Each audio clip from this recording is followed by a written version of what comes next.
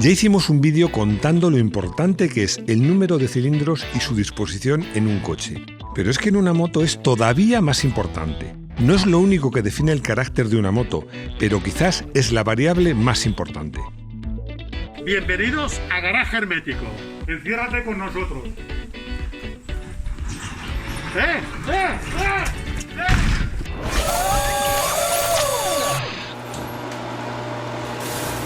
Muchos me habéis reprochado que no hago vídeos de motos. Y es verdad, hago menos vídeos de motos. Pero hoy vamos a hacer un vídeo de motos. Vamos a hacer un vídeo de motos y además de técnica. Si me veis con la piel de gallina no es porque haya venido en moto, es porque cuando he venido en moto hacía 14 grados y Rodrigo tenía puesto el aire acondicionado. Es que yo creo que tiene algún problema. Cosas de la edad, yo creo, ya que se mete él conmigo. Pero bueno, voy a ver si entramos en calor con este vídeo. Vamos a hablar de los motores de moto y de los cilindros y su disposición. Porque en los coches son muy importantes, pero en las motos mucho más. Porque además en las motos es que sientes el motor respirar, lo sientes palpitar. Iba a decir que lo sientes palpitar entre tus piernas, pero también Rodrigo se ríe. Es verdad, es que es muy mal pensado, lo sientes palpitar. Y además, incluso estéticamente es muy importante porque las motos, que tanto nos gustan, a diferencia de los coches, el motor está ahí y se ve y se nota. Y yo creo que es lo que más define el carácter de una moto. Para los más listillos diréis, a mí esto me suena, esto que me estás contando. Bueno, es que yo no lo he dicho muchas veces porque no me gusta hacerme publicidad. Soy director de una web y una revista de motos que se llama Moto1 Pro. Por cierto, la recomiendo y además es gratis. He pensado que así a los de las motos os dé una alegría, pero también a los de los coches, de verdad, ver este vídeo porque os va a interesar y os va a gustar, porque además muchas de las cosas que contamos aquí también se pueden aplicar a los coches. No os voy a hablar de complicados conceptos de física ni de fórmulas matemáticas. Va a ser un vídeo como son todos, apto para todos los públicos. Pero sí que para que entendáis bien lo que vamos a contar, antes, como digo siempre, vamos a empezar por el principio, conviene aclarar unos cuantos conceptos, muy poquitos, vamos con ello. Cilindrada. Lo de la cilindrada es muy fácil. Imaginaros que el cilindro de vuestra moto es una botella. Pues si la botella es de medio litro, la cilindrada es medio litro, 500 centímetros cúbicos. Y si la moto es de 1000 y tiene 4 cilindros, cada cilindro tiene 250 centímetros cúbicos. Es muy sencillo. Es muy sencillo, pero no todo el mundo lo tiene en cuenta. Obviamente, eso no quiere decir que entre 1 litro de gasolina en el motor, porque sabéis que entra mezcla de aire y gasolina y que además entra una vez cada 4 tiempos, en fin, no tiene nada que ver. Bueno, tiene algo que ver, cuanto más cilindrada, en principio gasta más, ¿no? Y dará más potencia. Pero lo importante es que lo tengáis claro, tanto la cilindrada total del motor, que es la que os digo, como la cilindrada unitaria. Porque, por ejemplo, un motor de medio litro, de 500 centímetros cúbicos, y un cilindro, tendrá un cilindro muy gordo, tendrá un cilindro de 500 centímetros cúbicos. En cambio, un motor de 1000, de 4 cilindros, tendrá 4 cilindros, pero la mitad de tamaño. Esto es importante. Par motor. El par motor yo siempre digo que es lo que la gente cree que no entiende y es lo más fácil de entender. El par motor es un par. ¿Qué es un par? Pues es una fuerza aplicada en un eje. Siempre pongo un ejemplo y en otros vídeos lo he puesto muy simple. Imaginaros una bicicleta que tuviera una biela, la biela es donde va el pedal, de 1 metro y dejamos 1 kilo. Bueno, pues eso es 1 kilográmetro, es decir, es la fuerza de torsión que hay en el eje. Si ponemos 20 kilos, pues será 20 kilográmetros o metros kg, mkg. Se pone de las dos maneras, pero en realidad el nombre es kilográmetros. En realidad es la fuerza que tiene la moto. La fuerza que hay motos que tienen mucho par a bajas vueltas, entonces tienen muy buena salida, pero luego según suben de vueltas no pueden rendir ese par, y hay otras que lo mantienen más arriba y acaban dando más potencia. Pero lo importante es que os quedéis con esto, que el par es una fuerza. Potencia. La potencia es lo que todo el mundo cree que entiende y no entiende. Porque a la gente le preguntas qué es la potencia y te dice que es la fuerza. No es la fuerza. La potencia se podría decir que es la capacidad de desarrollar fuerza en una unidad de tiempo. La potencia relaciona el par que hemos visto antes con el régimen de giro. Por tanto, como os decía, a lo mejor un ciclista en esa bici utópica de 1 metro de biela, pues, y pesa 50 kilos, tiene 50 kilográmetros. Es decir, hace una presión importante. pero es incapaz de girar a más de 60 revoluciones por minuto. Un motor de 125 que pueda girar a 8000, a lo mejor el par, bueno, a lo mejor no, el par es muchísimo más pequeño, a lo mejor es de 3 o 4 o 6 kilográmetros, pero es capaz de mantener ese par hasta las 7 o 8000 vueltas, o un par parecido. Entonces, para que nos aclaremos, la potencia es la capacidad de desarrollar fuerza en una unidad de tiempo. Es decir, imaginaros un ciclista muy fuerte, que hace mucha fuerza en los pedales, y otro más delgadito, pero que va mucho más rápido, y a lo mejor los dos suben igual de rápidos. Esto yo creo que os puede dar una idea de qué va la cosa. Centro de gravedad. El centro de gravedad lo estudiamos de pequeñitos. En una moto, bueno, en cualquier objeto, en un coche, hay una serie de fuerzas cuando aceleras, va para atrás, cuando frenas hacia adelante, en las curvas. Bueno, pues es donde esas fuerzas se aplican. Imaginaros que para hacer esas fuerzas atáramos una cuerda.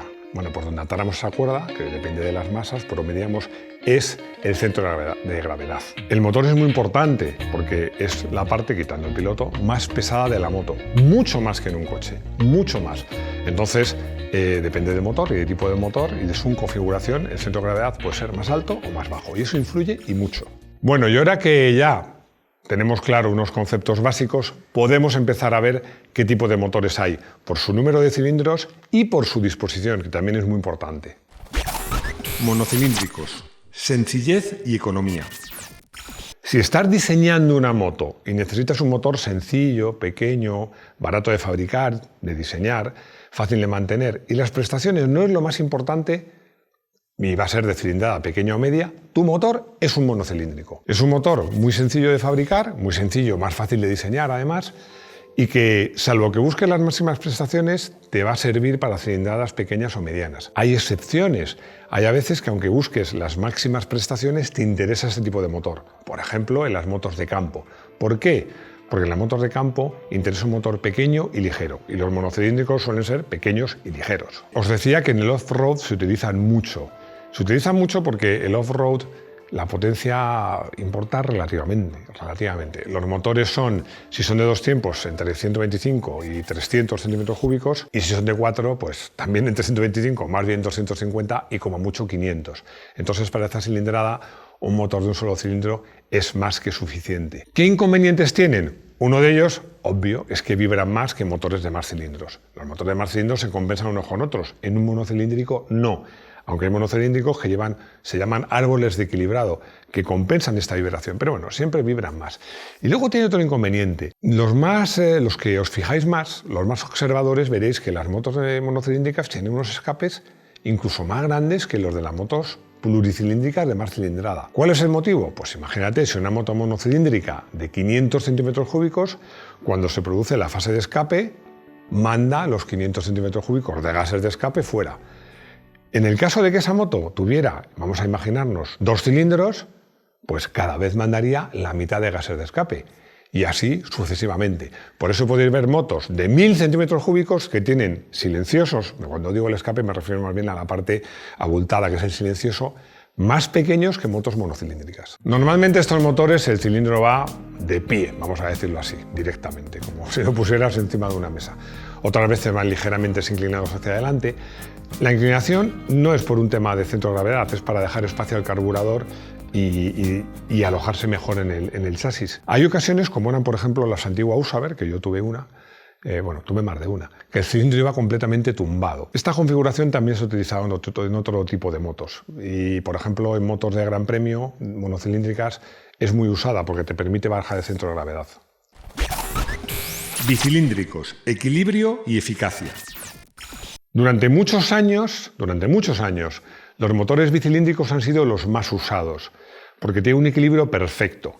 Y además, aunque te parezca mentira, ya lo verás, con solo 2 cilindros hay multitud de combinaciones, muchas. Os decía que ha sido el tipo de motor más usado hasta que salió una moto de la que volveremos a hablar, que fue la Honda CB750.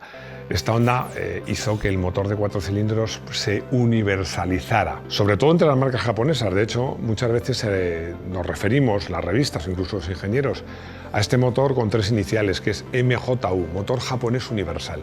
Realmente la llegada de esta moto revolucionó el cotarro, pero hasta ese momento las motos bicilíndricas eran sin duda mayoría. Respecto a un motor monocilíndrico, el de 2 cilindros es un gran avance, por ejemplo en temas de equilibrado, porque como podéis suponer, bueno, ha habido motores de 2 cilindros que trabajaban los dos a la vez, porque los ingenieros hacen cosas muy raras, pero lo normal es que uno suba y otro baje. Entonces eso disminuye bastante las vibraciones, aunque se le pueden poner también árboles de equilibrado. Pero es un motor en ese sentido bastante redondo. También pensaréis, bueno, pues si yo hago un motor de 500 de un cilindro y uno 500 de 2 cilindros, el de 500 pesará prácticamente el doble y será el doble de grande. Os equivocáis. Os equivocáis. Primero, no va a pesar el doble porque los cilindros son más pequeños, pero es que hay muchas piezas comunes. Tú en un motor de 2 cilindros pones un cigüeñal un poco más grande, pero no pones 2. Y además, si es por ejemplo 2 cilindros en paralelo, no es el doble de ancho, porque hay las dos partes de cigüeñal, los apoyos principales son igual de grandes y hay motores que no tienen apoyo intermedio o si lo tienen, pues es mucho más estrecho. Podríamos decir que un motor bicilíndrico, insisto, de 2 pistones en paralelo, juntos, digámoslo así, puede ser un 50% más ancho, pero no mucho más que uno de un solo cilindro. Este tipo de motor te diría que es el más utilizado hasta 500 o incluso 600 centímetros cúbicos. Desde luego hasta 500. Pero se utilizan motores de mucha mayor cilindrada. Bueno, hay motos de gran cilindrada de 1200 y demás, porque la Harley en 2 cilindros ya hay motos de 1600 centímetros cúbicos, con pucheros enormes. Tiene un margen de utilización enorme. Vamos a ver las distintas disposiciones que puede tener un motor de 2 cilindros. Y os aseguro que os va a sorprender el juego que dan solo 2 cilindros. La primera de ellas es 2 cilindros en paralelo. Bueno, fue muy utilizada por las Norton, las BSA, por ejemplo Ducati hasta 500 centímetros cúbicos, y luego muchísimas motos japonesas tienen 2 cilindros. Bueno, los 2 cilindros van juntos, paralelos, normalmente es igual que un monocilíndrico, pueden ir completamente de pie o ligeramente inclinados hacia adelante. Normalmente llevan el escape por delante para que les dé el aire y se refrigeren y el carburador por detrás. Es una disposición que funciona muy bien y ha sido muy utilizada. La siguiente sería en V. En V hay varias formas, pero os voy a hablar de la que es en V con el cigüeñal longitudinal. Por ejemplo, la Guzzi. Guzzi es muy característico, su motor en V, que se ven los cilindros, están inclinados, eso permite que la moto pueda tumbar mucho sin que toque el motor. Bueno, lo han usado otras motos, incluso motos japonesas, tengo algunas en la cabeza, pero como las motos japonesas tienen nombres que son solo letras y tal, salvo excepciones, no me quiero confundir. Pero vamos, es el motor característico de hace muchísimos años y todavía hoy de Guzzi. Hay otra configuración que a mí me gusta especialmente, que es en V con el cigüeñal transversal. Con el cigüeñal longitudinal, como el Guzzi, es ideal para usar cardan, ¿no? Porque el cardan va alineado con el árbol de transmisión.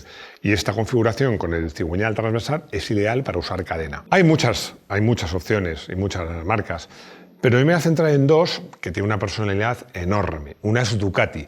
Ducati lleva su motor en V a 90 grados, es muy característico, lo ha sido muchos años, porque además llevaba un cilindro completamente tumbado y otro cilindro completamente de pie. El cilindro tumbado llevaba, cuando era refrigerado por aire, cuando era por agua, da igual, las aletas de refrigeración de una manera, o sea, longitudinales, y el cilindro que iba de pie, transversales. Era un motor muy bonito, que va muy bien, y luego ha tenido muchísimas evoluciones y ahora Ducati también tiene motores V4. Pero es un motor muy característico de Ducati. Hay más marcas que lo utilizan, me está acordando mismo de Morini, de Aprilia, muchas marcas, pero Ducati es una de las más características. Pero hay otra que es, no voy a decir más, porque no lo es más, pero igual, que es Harley. Además, Harley tiene un ángulo entre cilindros bastante absurdo, y que yo, mira que he buscado y no tengo claro por qué es así. Es un V a 45 grados. Digo un poco absurdo porque la ventaja, como os decía, de la Ducati a 90 grados es que el motor baja más y además los dos reciben aire fresco. Cuando es un V a 45 grados, un cilindro tapa al otro. Hoy día los motores, también los de Harley, son refrigerados por agua y eso da un poco igual, ¿no?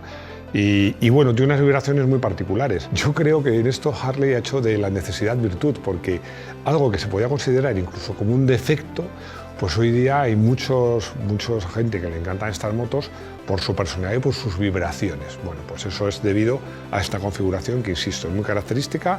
Los dos cilindros van de pie, pero entre ellos forman un ángulo de 45 grados. Hay una configuración que me gusta mucho, que es la Boxer, o de cilindros opuestos. Bueno, esto no hace falta que os diga a todos una moto, una marca que se ha hecho el icono de este tipo de motores, que es BMW. Bueno, es un motor muy particular, es ideal para usar transmisión por cardán, como en el caso de la Guzzi, porque el cigüeñal va al cigüeñal, a continuación el embrague, el cambio y directamente el árbol de transmisión. Y no vibra mucho, tiene una vibración muy particular, muy personal, como la Harley, pero no vibra mucho porque los pistones se cierran y se abren a la vez, ¿no? O sea, se juntan y se separan y se equilibran uno con otro.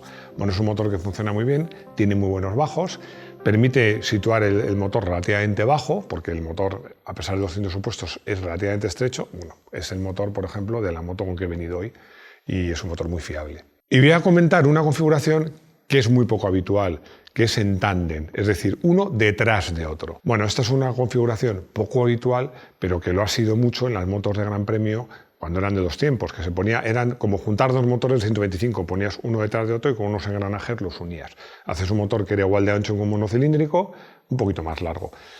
Es una configuración que hoy en día es muy poco frecuente y en cuatro tiempos ahora mismo soy incapaz de recordar una moto que la utilice. Como resumen, para motos de media cilindrada hasta alta cilindrada, pero sobre todo de media cilindrada, el motor bicilíndrico es perfecto. Tiene un equilibrio entre sencillez, eficacia, no vibra, puedes conseguir regímenes altos. Bueno, de hecho es un motor, como os he dicho antes, muy utilizado. Tricilíndricos, a mitad de camino. Los tricilíndricos están en tierra de nadie, porque no son tan finos como un motor de 4 cilindros, ni tan sencillos como uno de 2. Pero bueno, esta quizás sea una de sus ventajas, precisamente, que son motores que son muy particulares. Es un motor que utilizó BSA y que hoy día prácticamente os diría que es una señal de identidad de Triumph. Triumph tiene un modelo, Trident, que se llama así por el motor. Bueno, la verdad es que es un motor, a mí me gusta, va bien. También tiene un tipo de vibración muy particular y, como os decía, tiene la ventaja de que comparado con un 4 cilindros es más estrecho y comparado con un 2 cilindros pues es un poquito más fino. Os he dicho que era una señal de identidad de Triumph, pero en tiempos, esta moto hablé la elegí como moto del día en uno de los vídeos, en la K75. También hablaré de la K100. La K75 era como la K100 pero con un cilindro menos. Era un motor de 3 cilindros pero que iba longitudinal, el cigüeñal longitudinal y tumbado. Era un motor muy particular, pero bueno, lo quería citar porque en su momento fue una moto muy popular. Tetracilíndricos, 4 cilindros para 4 tiempos. El año 1969 cambiaron muchas cosas en el mundo de las motos, porque apareció, como os he dicho antes, la Honda CB750. Esta moto fue un revuelo, por muchos motivos. Primero, porque cuando apareció esta moto, las motos, incluso las motos buenas, que nadie probó una Laverda, una Ducati de la época, una BSA, una Harley, eran para gente dura, eran motos con embragues duros, vibraban, eran para gente dura, Y luego además, porque en Estados Unidos, que es donde esta moto arrasó, moto y Harley era lo mismo, y moto, ahora decimos malotes, no, eran los malos, o sea, los que iban en Harley era gente dura y era gente violenta. Bueno, es una forma de hablar, porque no todos eran así, pero se identificaba, hasta tal punto que la publicidad de Estados Unidos era la moto para la buena gente. ¿Qué tenía esta moto? Bueno, tenía dos cosas. Una, era súper fiable, no se rompía nada. Y luego era todo dulzura, el embrague era suave, la acelerador era suave, la moto no vibraba nada. Y esta moto llevaba un motor de 4 cilindros, 4 tiempos, 4 en línea, transversal, atravesado, que es la configuración hoy día más utilizada para este tipo de motores. Con 4 cilindros hay más configuraciones. Yo os decía que la Honda eran 4 cilindros, en línea, pero transversal a la marcha. Pero también puedes hacerlo V4. Y también hay una configuración muy especial, muy particular, que a día de hoy, que yo sepa, porque puede haber cosas muy raras, la usa la Triumph Rocket, que es un 4 cilindros, pero con el cigüeñal longitudinal, como lo llevan los coches. Además es un 4 cilindros muy particular, porque tiene 2.300 centímetros cúbicos. Nuevamente voy a recordar la BMW K100 en este caso, que era, como os he dicho, con la K75. Era un 4 cilindros, longitudinal también, pero tumbado, que bajaba al centro de gravedad.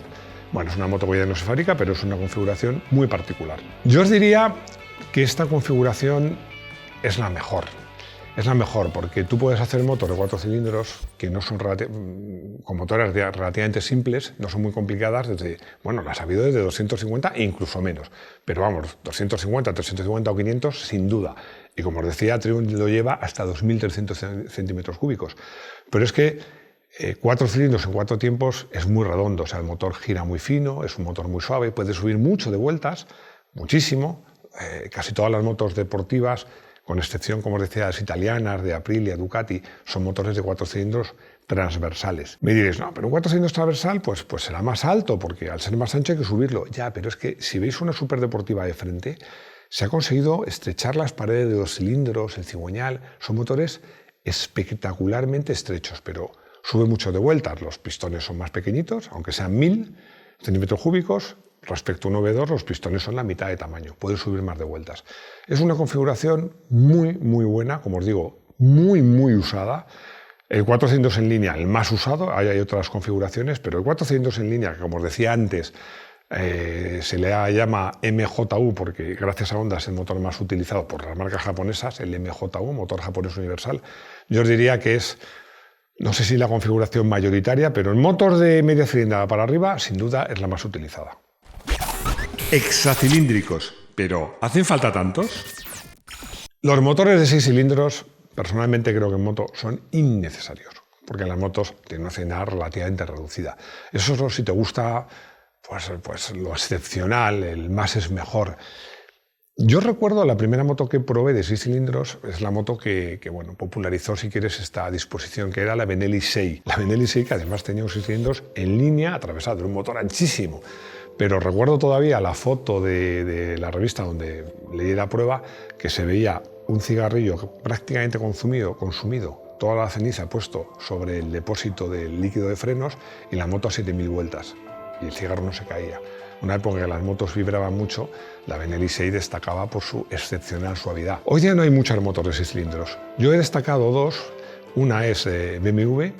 La BMW, que hay una versión de 1600 centímetros cúbicos, si no recuerdo mal, lo voy a mirar, y que es, lo tiene todo, porque tiene 6 cilindros, 24 válvulas, es una pasada, es transversal y motor longitudinal. Pero luego hay una que a mí me parece más interesante, que es la que usa la Goldwing. La Goldwing, que nació como 4 cilindros, pero que ahora tiene 6 cilindros, boxer, como un Porsche 911, sin ir más lejos, con una cilindrada que llega a 1600 centímetros cúbicos y una suavidad exquisita.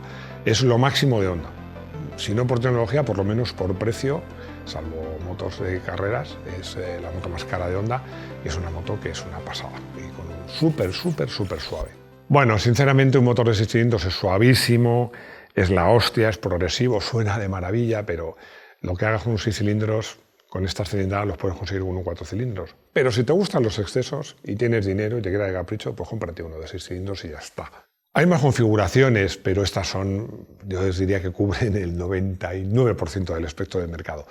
Me diréis, ¿no hay motor de 5 cilindros? Que yo sepa, no. En coches se ha utilizado bastante, tanto en línea como en V, pero en motos, que yo sepa, de motos de serie, no se ha usado. ¿Hay motos V8 o de 8 cilindros? Os digo lo mismo, motos de serie V8, que yo sepa, ninguna. Pero sí hubo una moto de competición. Además, una Norton que compitió, me lo he apuntado por aquí, era en el año, a finales de los años 50. Tened en cuenta que en esa época, en la categoría de 500, la mayor parte de motores eran monocilíndricos, con lo cual imaginaros una moto de 500 centímetros cúbicos V8, lo pequeñito que eran los cilindros, pero esta moto daba 80 caballos cuando las motos monocilíndricas daban 50 o 60. Bueno, luego hubo cambios reglamentarios, esta moto dejó de correr, pero mientras corrió era un aparato y sobre todo sonaba, yo lo he visto, la he oído, era espectacular. Bueno, falta, como lo llamamos Rodrigo y yo, el final feliz. Bueno, el final feliz es muy sencillo. Espero que os haya gustado el vídeo, sobre todo que hayáis entendido lo importante que es en una moto, tanto por el comportamiento del motor, porque los motores, os he dicho, por ejemplo, menos cilindros tiene más potencia en baja, más cilindros, más potencia en alta, como porque por su configuración puede ir en el chasis de una manera u otra, bajar el centro de gravedad, subirlo.